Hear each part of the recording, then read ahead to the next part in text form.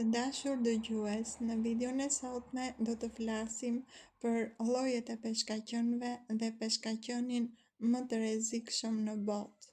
Peshkaqenët nuk janë aq sulmues sa mendohet shpesh, por disa specie janë shumë të rrezikshme për njerëzit.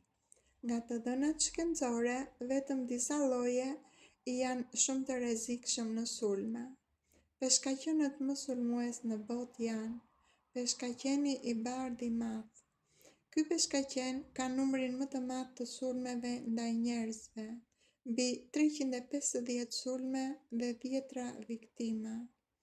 Sulmon shpesh nga poshtë dhe është grabitqar i fuqishëm.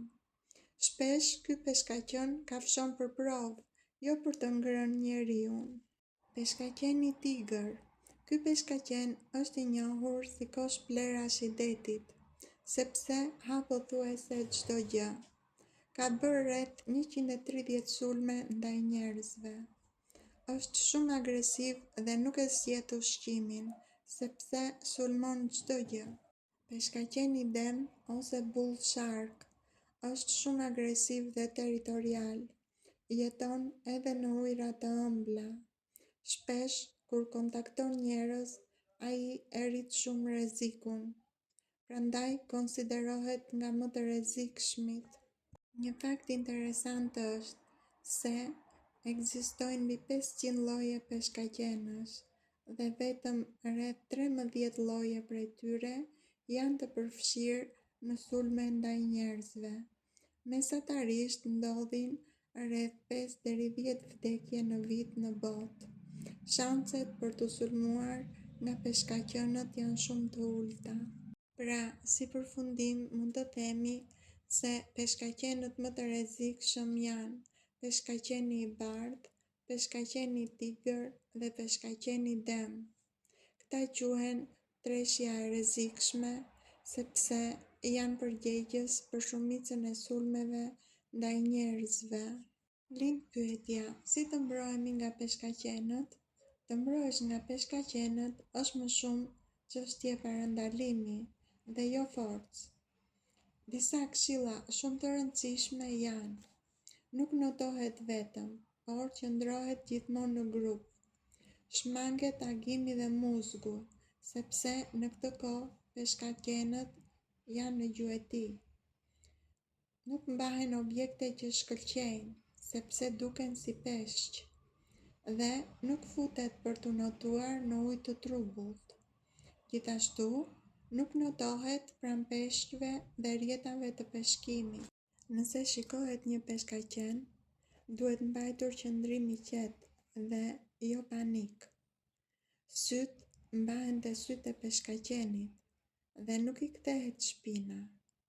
Lëvizet ngadalë drejt brekut ose varkës dhe qëndron pranë një objekti, shkëmb ose varkë për mbrojtje. Në rast e sulmi nga një peshkaqen, bëhet mbrojtje aktive. Goditen pikat e tija më të dobta, hunda, sytë dhe gusha. Për këto, përdoret çdo gjë që ke, kamera, drasa e tjerë. Nuk bëhen lëvizje të çrregullta, por goditje të forta dhe të sakta. Peshkaqenët zakonisht nuk e sulmojnë njeriun për ushqim, por nga kureshtja. Shumë sulme janë vetëm kafshime prove. Sa më i qetë jetë njeriu, aq më shumë e ul rrezikun.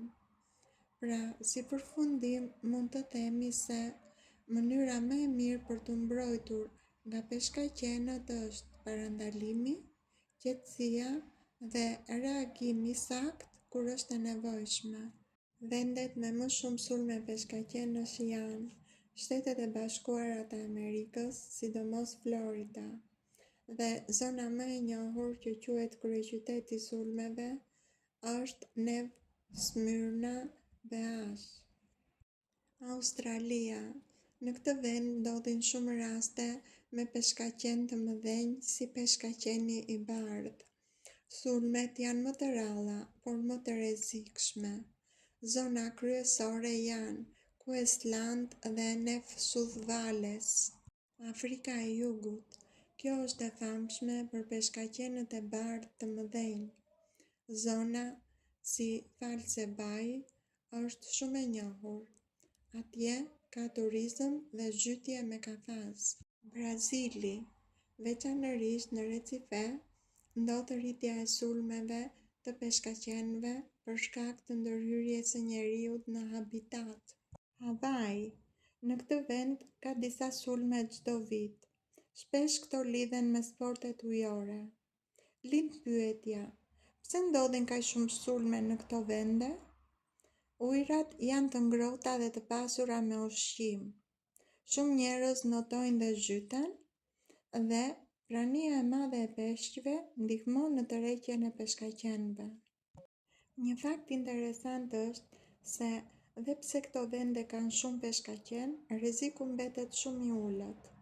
Si përfundim, mund të themi se sulmet ndodhin më shpesh nga peshkaqenët në Shtetet e Bashkuara të Amerikës, në Florida, në Australi, në Afrikën e Jugut, në Brazil dhe në Hawaii. Lind pyetja, a ka peshkaqen në detin Mesdhe? Po, në detin Mesdhe jetojnë mbi 40 lloje peshkaqenësh. Shumica janë të vegjël dhe të padëmshëm për njerëzit. Ata jetojnë kryesisht larg bregut dhe në thellësi. Llojet më të njohura të peshkaqenëve në detin Mesdhe. Peshkaqeni i bardhë, i cili është i rrallë. Ky peshkaqen ekziston edhe në detin Mesdhe, por siç e tham dhe më lart, është shumë i rrallë. Zakonisht qëndron larg njerëzve. Peshkaqeni blu është një nga më të zakonshmit. Nuk është agresiv ndaj njerëzve dhe jeton në ujëra të hapura. Peshkaqeni i dhelpër ose Treasure Shark. Ky peshkaqen ka një bisht shumë të gjatë dhe rrallë afrohet pranë njerëzve dhe është krejtësisht i padëmshëm. Sulmet në detin Mesdhe janë jashtëzakonisht të rralla. Në shumë zona, si për shembull në Greqi, nuk raportohen sulme për dekada. Rreziku është shumë i vogël sesa në oqeane, si në Australi dhe Shtetet e Bashkuara të Amerikës. Peshkaqeni krabicjar më i madh në botë është peshkaqeni i bardhë i madh ose Great White Shark. Gjatësia e këtij peshkaqeni është 6 deri në 7 metra dhe peshon mbi 2 tonë. Ka dhëmbë shumë të mprehtë dhe të vendosur në disa rreshta. Ushqehet me foka, peshq të mëdhenj dhe gjitar detar. Ky është një nga krabicjarët më të fuqishëm dhe më të shpejtë. Gjithashtu, ky peshkaqen grabicjar është më i madhi që jeton sot. Peshkaqeni megalodon. Ky peshkaqen arrinte një gjatësi 15 deri në 20 metra dhe ishte peshkaqeni më i madh grabicjar. Ai jetonte miliona vite më parë dhe sot është i zhdukur. Pra, si përfundim mund të themi se sot peshkaqeni i bardhë i madh është grabicjari më i madh, ndërsa në histori megalodoni ishte giganti absolut. Shumë interesante është se edhe pse peshkaqenët janë grabicjar të fortë, edhe ata kanë armiqtë e tyre natyror. Armiqtë kryesor të peshkaqenëve janë orkat ose balenat vrasëse. Këto janë armiku më i rrezikshëm i peshkaqenëve. Këto balena janë shumë inteligjente dhe gjuajnë në grup. I përmbysin peshkaqenët për t'i paralizuar dhe shpesh hanë vetëm mëlçin si pjesa më ushqyese. Edhe peshkaqeni i bardhë i madh ka frikë nga orkat. Peshkaqen më të mëdhenj. Disa peshkaqen han peshkaqenët më të vegjël dhe kjo quhet kanibalizëm. Për shembull, peshkaqeni tigër mund ta hajë të tjerët. Krokodilët në disa zona, sidomos krokodili i ujërave të kripura, Në zonat ku lumenjtë takohen me detin, mund të sulmojnë peshkaqen të vegjël. Edhe njeriu është armik i peshkaqenëve. Peshkimi i tepërt dhe gjuetia bëjnë që miliona peshkaqen të vriten çdo vit. Pra, si përfundim, mund të themi se armiqtë kryesor të peshkaqenëve janë orkat, peshkaqenët e tjerë, krokodilët dhe njeriu. Orka është mbretëresha e detit. Nuk ka grabitqar natyror që ta gjuaj. Edhe kafshët më të frikshme, si peshkaqenët, i shmangen. Orkat janë super grabitqarët e detit, sepse punojnë në grup, përdorin terrenin dhe elementët natyror. Janë strategjike dhe kursejnë energji. Gjithashtu komunikojnë dhe koordinohen me njëra tjetrën.